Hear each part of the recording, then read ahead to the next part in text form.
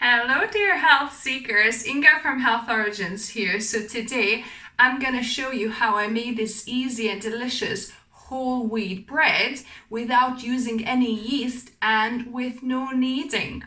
So let's get to the recipe. We'll start with the dry ingredients. So here I've got 2 cups of wholemeal flour. You could go for just regular wholemeal flour or wholemeal fine pastry flour. To that I'm going to add 1 tablespoon of baking powder. So as we're not using yeast, we need quite a bit of baking powder so it rises enough. And then half a teaspoon of bicarbonate of soda I'm going to add. Like so. Then we've got 1 teaspoon of salt. And 1 tablespoon of sugar. So this is unrefined panela cane sugar. So a tablespoon. And I'm going to mix that well. You could sift your baking powder and your bicarb soda just to make sure there's no big clumps. Actually, I should have probably done that. So if you see there's clumps in your baking powder, then you're best off sifting it onto your flour. So my dry mix is done. Now we get on to our wet mix. So here I've got 1 cup of soy milk, or you could use any other plant milk. I prefer using soy milk because you can get soy milk in the shops, organic soy milk, at least in UK. That is just water and soybeans, so natural, no additives.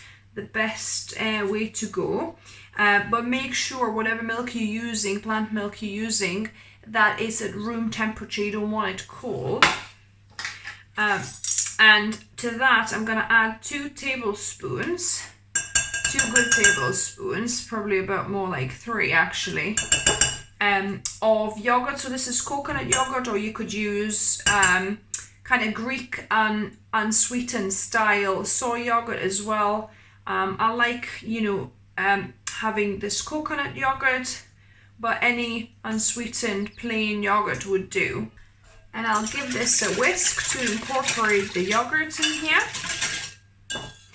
And I like having it from the pourable container, so I'm going to just put all of my flour in here. And give it a mix. It does feel a little bit dry, so maybe I'll add a couple more tablespoons of soy milk here. So depending on your flour, you might need a few more tablespoons of milk. So I'll add a couple more.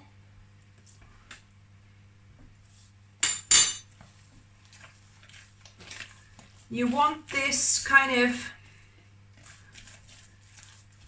nice and soft, but not too stiff. And while I'm preparing this, I'm preheating my oven at 200 degrees Celsius fan oven. So that would be 220 degrees Celsius in a regular oven. So here I'm gonna make it in, you can double up this recipe if you make in a big tin, but I'm making this small, kind of silicone pan, so I've halved the recipe. But like I said, if you're making a bigger one, you can double the recipe.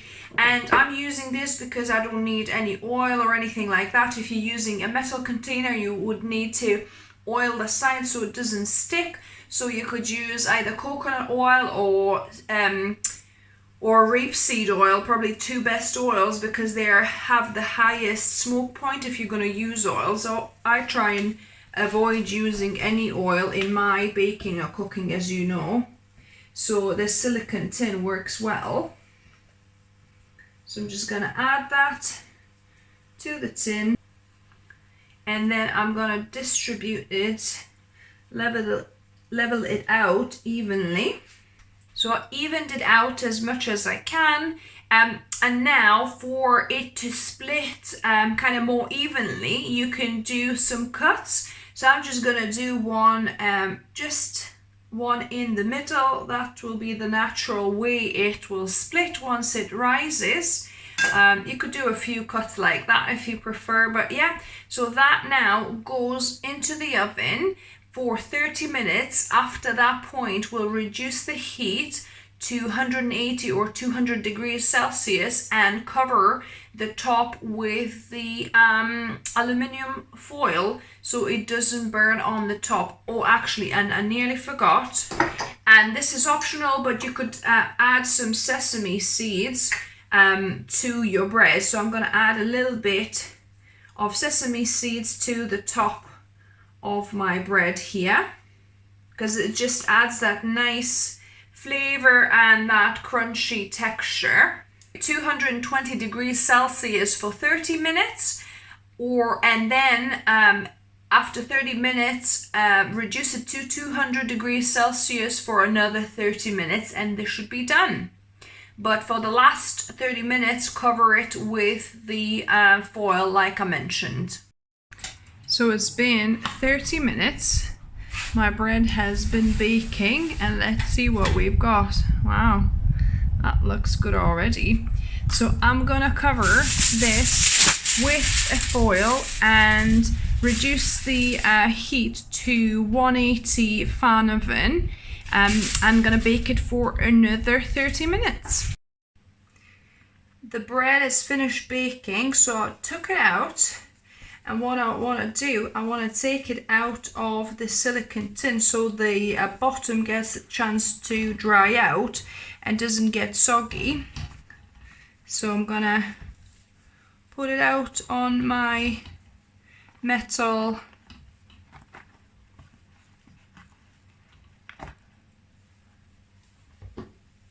grid, whatever you call it here, and as you can see, there's steam coming out. So you can either leave it like that, or you could put kind of a towel on it, whichever way you prefer.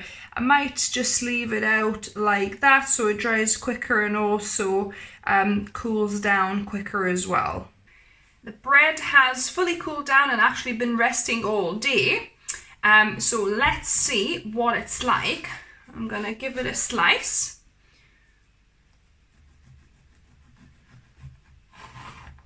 Slices well, and that is the crumb. So yeah, it's actually a nice texture. So it's risen probably about half of what it was to begin with.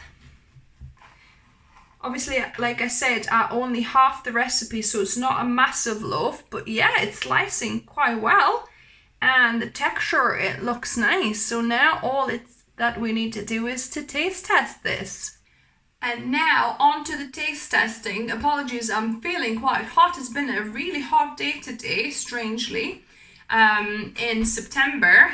So I hope we're gonna get some more good sunny days, hot days, since, you know, the last couple of months in summer weren't ideal.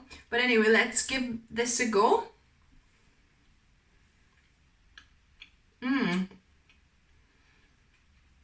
Kind of tastes quite salty.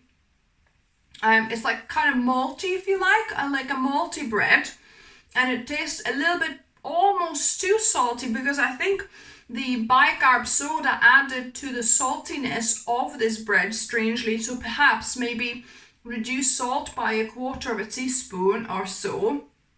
But in general, yeah, it's nice. It's got nice crumb. It's got nice kind of texture.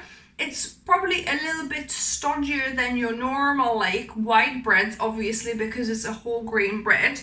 And yes, you could have this either with sweet or savory. I think I'm kind of would lean it more towards savory, to put on this, but I think you could try both. So yeah, so if you try this, let me know what you thought of this quick bread recipe. If you like the video, give me a thumbs up, please.